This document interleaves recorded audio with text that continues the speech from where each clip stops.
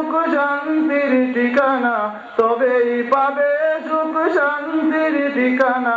যদি মেনে নাও তুমি মনে প্রাণে সমাধান, সমাধান চাও যদি জীবনে মরণে, ফিরে যাও খুঁজে নাও চোখ রাখো কোরআনে সমাধান।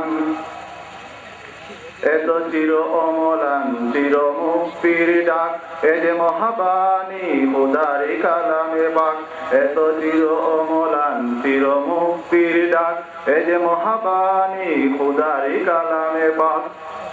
এই দুনিয়া আর সেই দুনিয়ায়, এই দুনিয়ায় আর সেই দুনিয়ায়, মুক্তি পাবে তুমি দু জাহানে সমাধান, সমাধান চাও যদি জীবনে মরণে, ফিরে যাও খুঁজে নাও চোখ রাখো কোরআনে সমাধান। চাও যদি জীবনে মরণে, ফিরে যাও খুঁজে নাও চোখ রাখো কোরআনে সমাধান। وحده والصلاة والسلام على من لا نبي بعده وعلى آله وصحابه أجمعين. أما بعد فأعوذ بالله من الشيطان الرجيم. بسم الله الرحمن الرحيم.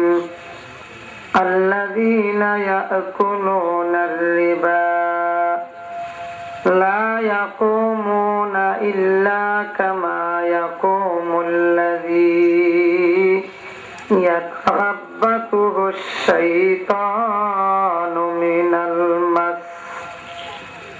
ذلك بأنهم قالوا إنما البيع مثل الربا وأحل الله البيع وحرم الربا. بارك الله لنا ولكم في القرآن العظيم ونفعنا وإياكم بالآيات والذكر الحكيم. وقال النبي صلى الله عليه وسلم: درهم ربا يأكله الرجل وهو يعلم أشد من 36 زنا. وقال رسول الله صلى الله عليه وسلم: الربا 70 جزءا أيسرها أن ينكح الرجل أمه أو كما قال عليه الصلاة والسلام.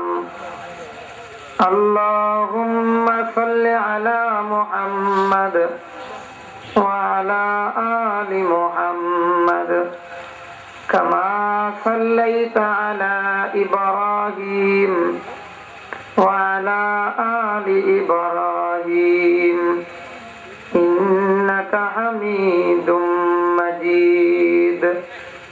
اللهم بارك على محمد وعلى آل محمد كما باركت على إبراهيم وعلى آل إبراهيم. রব্বুল আলামিন আমাদেরকে এ পর্যন্ত কোরআন ও হাদিসের আলোচনায় বসে থাকার তৌফিক দান করেছেন,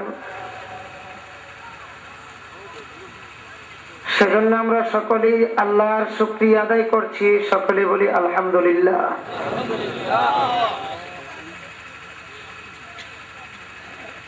আল্লাহ তাআলার খাস মেহেরবানি আমাদের উপর, যিনি আমাদেরকে দুনিয়ার সকল কাজ থেকে ফারিগ করে কোরআন ও হাদিসের আলোচনা শোনার কাজে এবং আমার আপনার মা বাবা আত্মীয় স্বজন সহ বিশ্বের তামাম জিন্দা মুর্দা মুসলমানদের জন্য দোয়া করার এক সুবর্ণ সুযোগ দান করেছেন।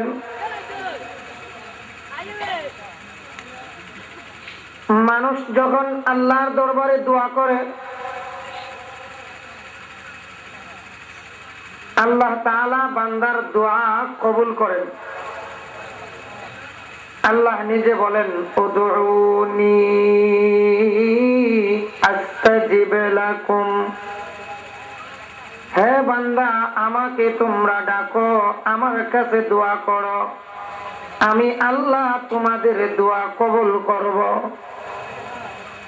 বান্দার কাজ দোয়া করা, আর কবুল করা এটা কার কাজ? বান্দার কাজ চেষ্টা করা, আর পূরণ করা এটা কার কাজ? আরো জোরে বলি, কার কাজ? আল্লাহর পয়গম্বর হযরত ইউসুফ আলাইহিস সালামকে যখন জুলাইখা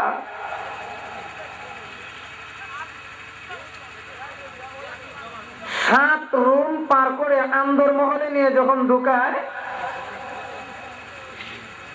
এক পর্যায়ে জুলাইখা তার একটা উড়না বা রুমাল দিয়ে কি যেন একটা জিনিসকে ঢেকে দিয়েছে।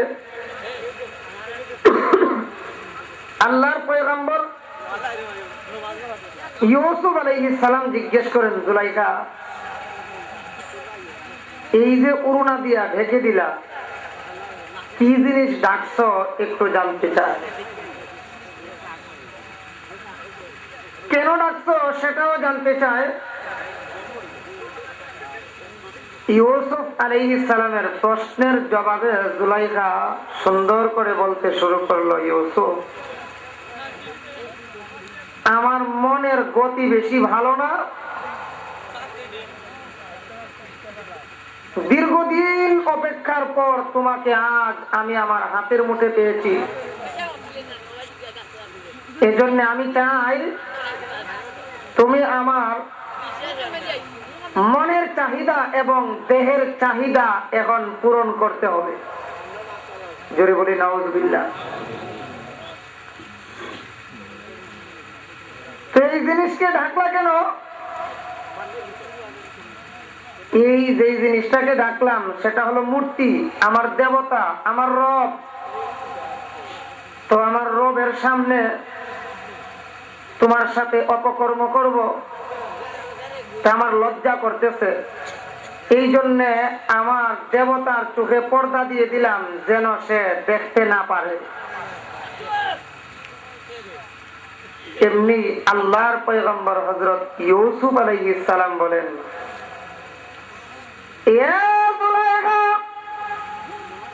তোমার রব এই মূর্তি, এই দেবতা, তার চোখের মধ্যে পর্দা দিয়ে দিছো কারণ তোমার লজ্জা লাগে, তোমার সাথে অপকর্ম হবে, নাউজুবিল্লাহ।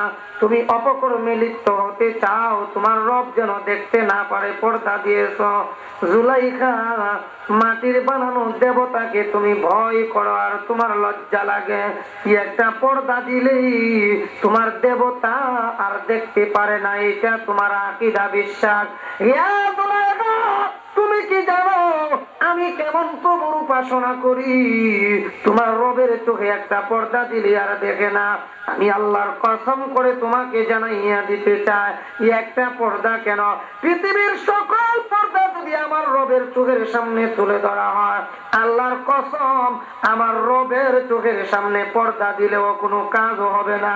আল্লাহর কুদরতি দৃষ্টি কেউ বন্ধ করা সম্ভব হবে না। জোরে বলি সুবহানাল্লাহ।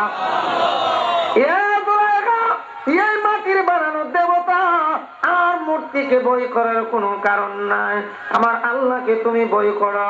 এই কথা বইলা আল্লাহর পয়গম্বর ইউসুফ আলাইহিস সালাম বলেন, জুলাইখা ইত্তাকিল্লাহ, ও জুলাইখা আল্লাহকে বই করো। আল্লাহকে যদি বই করো তোমার সব দিক দিয়ে উপকার হবে। এই কথা বলি আল্লাহর পয়গম্বর ইউসুফ আলাইহিস সালাম দৌড় দিলেন দরজার দিকে। জুলাইখা প্রত্যেকটা দরজার চাবি নিজের কাছে সংরক্ষণ করেছিল, একটা দরজার চাবিও ইউসুফ আলাইহিস সালামের কাছে নাই। এরপর ইউসুফ চিন্তা করেন, আমি যে দৌড় দিতেছি দরজার দিকে, চাবি তো আমার কাছে নাই, দরজাগুলি কিভাবে খুলবো? ইউসুফ পয়গম্বর পয়গম্বর মনে মনে চিন্তা করেন, আল্লাহকে ডাক দিয়া বলেন, আল্লাহ দরজার চাবি যদিও আমার কাছে নাই, তুমি তো দরজার তালা খুলতে গেলে কোনো চাবি লাগবে না। আসাই মিন্না ওয়াল ইতমামু মিনাল্লাহ। আল্লাহ বান্দার কাজ হলো চেষ্টা করা, আর তোমার কাজ হলো পূরণ করা। এই কথা বলিয়া আল্লাহর পয়গম্বর ইউসুফ আলাইহিস সালাম দরজা পর্যন্ত দৌড় দিয়ে যান। দরজার পাশে গিয়া আল্লাহ পয়গম্বর ইউসুফ নবী বিসমিল্লাহ বলিয়া যেই মাত্র দরজার তালার উপরে হাত রেখে দিয়েছে, আল্লাহ তাআলা ইউসুফ আলাইহিস সালামের তাকওয়া এবং ভয় ভীতির বরকতে প্রত্যেকটা দরজার তালা বিনা চাবিতে খুলে জমিনে ফেলে দিয়েছেন। সুবহানাল্লাহ। আল্লাহর ভয় ভীতির দ্বারা ইউসুফ আলাইহিস সালাম যখন হাত রেখেছেন, সাথে সাথে আল্লাহ খুলে দিয়েছেন তালাগুলি বিনা চাবিতে। বান্দার কাজ হলো চেষ্টা করা, আর পূরণ করাটা কার কাজ? বান্দার কাজ দোয়া করা, আর দোয়া কবুল করা হলো আল্লাহর কাজ। আল্লাহর পয়গম্বর হযরত ইউনূস আলাইহিস সালাম মাছের পেটে গিয়ে দোয়া করেছিলেন, লা ইলাহা ইল্লা আনতা সুবহানাকা ইন্নী কুনতু মিনাজ জালিমিন। এই দোয়া আল্লাহ কবুল করেছেন। আল্লাহ নিজেই বলেন, ফাস্তাজাবনা লাহু ওয়া নাজাইনাহু মিনাল গাম্মি। ইউনূস নবীর দোয়া আমি আল্লাহ কবুল করেছি, তার যত পেরেশানি ছিল সবগুলি থেকে মুক্তি দিয়েছি। ওয়া কাযালিকা নুনজিল মুমিনিন। এমনই ভাবে কিয়ামত পর্যন্ত যত মুমিনের দলেরা আমি আল্লাহর দরবারে বিপদে পড়ে দোয়া করবে, আমি আল্লাহ ওয়াদা দিলাম, ওয়া কাযালিকা নুনজিল মুমিনিন, মুমিনদেরকে আমি আল্লাহ মুক্তি দেব। সুবহানাল্লাহ। মানুষ যখন মরার পরে কবরে যায় তার অবস্থা কেমন হয়? কাল গারিকি ফিল বাহারি। দরিয়াতে নৌকা ডুবলে ওই ডুবন্ত ব্যক্তিরা যেমন পেরেশানি আর হইচয়ে পড়ে যায়, আল্লাহ নবী বলেন কবরে যখন মানুষ যায় তখন তার অবস্থাটা এমন হইয়া যায়, ওই ডুবন্ত ব্যক্তির যদি কেউ নৌকা লইয়া আর একটা নৌকা নিয়ে যদি উঠাইয়া আনতে যায়, ওই মানুষটার মনে খুব শান্তি পাবে। জোরে বলুন ঠিক কিনা? আল্লাহ নবী বলেন, ওই ডুবন্ত ব্যক্তির আরেকজনে উঠাইয়া আনতে গেলে যেমন খুশি হয়, তোমার মা বাবা তো কবরে গিয়ে এমন হইচয়ের মধ্যে আছে, পেরেশানির মধ্যে আছে, তুমি যদি এই পুরান সিরাজপুরের এলাকার মধ্যে বসে তোমার মা বাবা আত্মীয় স্বজনের জন্য দোয়া করতে পারো, তুমি তো তার কবরে যাওয়া সম্ভব না, এখানে বসে যদি তোমার মা বাবার জন্য দোয়া করতে পারো, আল্লাহ তাআলা এই দোয়া তোমার মা বাবার কবরে পৌঁছাইয়া ওই নদীর ডুবন্ত ব্যক্তিরে উঠাই আনতে গেলে যেমন খুশি হয়, তোমার মা বাবার এই দোয়ার সওয়াব পৌঁছাইয়া আল্লাহ তাআলা এর চেয়েও আরো বেশি খুশি করাইয়া দেবে। এজন্য ভাইয়ার আমার, আজকের প্রধান অতিথি যিনি হযরতুল আল্লামা হাফেজ জুবাইর আহমদ আনসারী সাহেব দামাত বারাকাতুহুম আসতেছেন।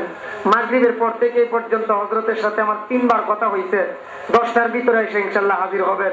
আর মাত্র 1 ঘন্টা সময় বাকি আছে। ইনশাআল্লাহ আমরা ধৈর্য ধারণ করে বসবো, আখিরি মুনাজাত করে তারপরে বাড়িতে যাওয়ার চেষ্টা করব। পারবো তো ইনশাআল্লাহ? দেখি কে কে পারবো। আল্লাহ কবুল করুন, সকলেই বলি আমিন। আসলে আমি আপনাদের সামনে বসার পর কর্তৃপক্ষ আমাকে উপস্থিত যে আলোচ্য বিষয়টা দিয়েছেন, এটা খুব একটা মজার বিষয় এমন কোন কথা না। বিষয়টা খুবই তিতা। বলুন তিতা, আরেকটু জোরে কর না, তিতা। আসলেই কথা আছে, আল হাক্কু মুররুন, হক কথা তিতা, হক কথা তিতা। আমার ভাষা মনে হয় বুঝেন না আপনারা। তবে কিছু তিতা জিনিস আছে যেইগুলি খাইলে পরে পেটের বড় উপকার হয়। ছেলে মার কাছে বলে, মা খাবার খাইলেই আমার খালি ডেকুর আসে, সহ্য করতে পারি না, খাবার হজম হয় না। ছেলে বলে, মা আমার হজম না হওয়ার কারণ কি? ডাক্তারের কাছে নিয়ে যান। ওসমানী মেডিকেল কলেজ হাসপাতালে নিয়ে গেলে পরে ডাক্তার বলে পরীক্ষা নিরীক্ষার পরে, মা আপনার ছেলের লিভার ফাংশন দুর্বল হয়ে গেছে। স্যার কি করতে হবে? প্রেসক্রিপশনে যে ঔষধের নামগুলি লিখে দিলাম, এগুলি নিয়মিত খাওয়াবেন। এরই পাশাপাশি আরো কিছু পরামর্শ লিখে দিলাম। 1 নাম্বার, সকালবেলায় ফজরের নামাজের পর খালি পেটে বেশি করে পানি পান করাবেন। আপনারা সজাগ থাকলে জবাব দেবেন।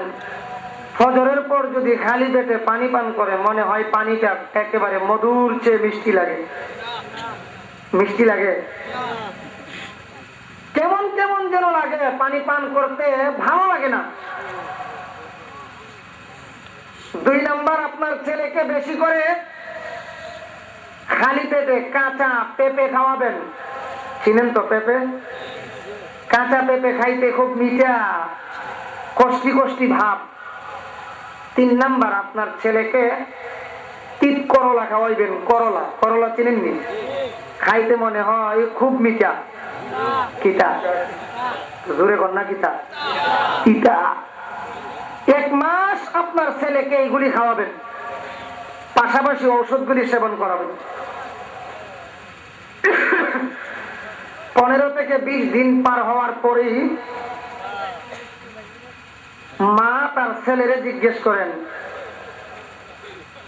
বাবা ডাক্তার সাহেব যে তোমাকে এই ঔষধ দিলেন আর এই এই জিনিসগুলি খাওয়ার কথা বললেন, 15-20 দিন ধরে তো খাইতেছ, তোমার অবস্থা কি এখন? আগের চেয়ে ভালো না খারাপ? ছেলে বলে, মা 15 দিন পার হওয়ার পর থেকেই তো দেখি আলহামদুলিল্লাহ আমার আগের দুর্বলতা এখন নাই, আমার লিভার ফাংশন এখন সবল হয়ে গেছে। আল্লাহ তাআলা বলেন, ও আমার বান্দারা শুনে রাখো, এই দুনিয়াতে তোমার শরীরের লিভার ফাংশন দুর্বল হয়ে গেলে, পানি পান করলে আর পেঁপে খাইলে, তিত করলা খাওয়ার পরে যদি তোমার লিভার ফাংশন সবল হতে পারে তিতা খাবার গ্রহণ করার দ্বারা, যদি তুমি হালাল হারাম যাচাই বাছাই করে চলতে পারো, এই হালাল হারামের কথা শুনতে গেলে যদিও তিতা লাগবে, তিতা কথাগুলি মানতে পারলে তোমার ঈমান আমলের লিভার ফাংশন সবল হয়ে যাবে। কোন ঠিক কিনা? ও ভাইয়ার আমার, এই জন্য আমার আল্লাহ বড় সুন্দর করে বলেন, ও পৃথিবীর মানুষেরা, ঈমানদারেরা, তোমরা একে অপরের মাল অন্যায় ভাবে গ্রাস করিও না। ইয়া আইয়ুহাল্লাযীনা আমানু লা তাকুলু আমওয়ালাকুম বাইনাকুম বিল বাতিলি ওয়া তুদলু বিহা ইলাল হুকাম লিতাকুলু ফারীকাম মিন আমওয়ালিন নাসি বিল ইসমি ওয়া আনতুম তা'লামুন। আল্লাহ তাআলা বলেন, তোমরা জেনে শুনে একে অপরের মাল অন্যায়ভাবে গ্রাস করিও না। হাদিস শরীফে আল্লাহর হাবিব বিশ্ব নবী বড় সুন্দর করে বলেছেন, আল্লাহর রাস্তায় গলা কাটাইয়া নিজের গায়ের তাজা রক্ত বিলীন করে যদি কেউ শহীদ হয়ে যায়, আল্লাহ তাআলা শহীদের ওসিলায়, শাহাদাতের ওসিলায় তার জীবনের সব গুনাহ খাতা মাফ করে দেন। তবে পরের দেনা 1 আনা তাকিলেও মাফ হবে না। আল্লাহর রাস্তায় গলা কাটাইয়া শহীদ হয়ে গেলে জীবনের সব গুনাহ মাফ, কিন্তু পরের দেনা 1 আনা থাকিলেও মাফ হবে না। মসজিদে গিয়ে আল্লাহর দরবারে দোয়া করে, নামাজ পড়ে, তাহাজ্জুদ পড়ে, আওয়াবিন পড়ে, তাস পড়ে আল্লাহর কাছে কান্দে, আল্লাহ জীবনের সব গুনাহ মাফ করে দাও। বান্দা চোখের পানি ছেড়ে কান্দে, আর আমার আল্লাহ ফেরেশতাদেরকে বলে, ও ফেরেশতারা দেখ, এই পুরান সিরাজপুর গ্রামের আব্দুল জলিল আব্দুল সাত্তার মসজিদের ভিতরে আইসা কান্দে আমার দরবারে, তার কান্না দেখলে আমি আল্লাহর হাসি আসে। নাউযুবিল্লাহ বলুন। আল্লাহ বলেন, তার কান্না দেখলে আমার হাসি আসে। ফেরেশতারা প্রশ্ন করেন, আল্লাহ তুমি না বলেছো তোমার দরবারে দোয়া করলে তুমি দোয়া কবুল করো, উদুউনি আস্তাজিব লাকুম ওয়া কাযালিকা নুনজিল মুমিনিন, তোমার ওয়াদা। এরপরেও তুমি সে দোয়া করলে তোমার হাসি আসে, কবুল করো না, তার কারণটা কি? আল্লাহ তাআলা ফেরেশতাদেরকে বলেন, কি বলেন নবীজি হাদিসে বলেছেন যে ওই ব্যক্তি যে নামাজে গিয়া দাঁড়াইলো আর আমি আল্লাহর কাছে দোয়া করতেছে, কাঁদতেছে, তার শরীরের যে কাপড়টা মালবাসুহু হারামুন মাশরাবুহু হারামুন ওয়া মাতআমুহু হারাম, তার শরীরের কাপড়টা হারাম টাকার কিনা, পানি যে পান করেছে ওই টিউবওয়েলটাও তার হারাম টাকার কিনা, মাতআমুহু হারামুন, খাবার দাবার যা খাইছে এইগুলি হারাম টাকার কিনা, পরের জমি জোর কইরা দখল করেছিল, পরের মাল আত্মসাৎ করেছিল, আর একজনের 5 লক্ষ টাকা আত্মসাৎ করেছিল। এই যে হারাম খাবার খাইয়া মসজিদের ভিতরে আইসা আমি আল্লাহকে ডাক দিতেছে, এই হারাম খাবারের কারণে তার ইবাদত আমি আল্লাহ কবুল করি না। জোরে বলুন নাউজুবিল্লাহ। তাইলে ইবাদত কবুল হওয়ার পূর্ব শর্ত হলো হালাল রিজিক কামাই করা। কি রিজিক কামাই করা? হালাল রিজিক। আমরা ভালো করে জানি ঈমান আনার পরে যে ইবাদতের স্থান, সেই ইবাদতটি হলো নামাজ। কিয়ামতের কঠিন মুসিবতের দিন সর্বপ্রথম যে ইবাদতের হিসাব দিতে হবে সেই ইবাদতের নাম, জোরে বলুন, قال النبي صلى الله عليه وسلم أول ما يحاسب به العبد يوم القيامة الصلاة। আল্লাহর নবী বলেন কিয়ামতের কঠিন মুসিবতের দিনে সর্বপ্রথম যে ইবাদতের হিসাব নেওয়া হবে ওই ইবাদতের নাম হলো নামাজ। এই এত বড় গুরুত্বপূর্ণ ইবাদত নামাজ।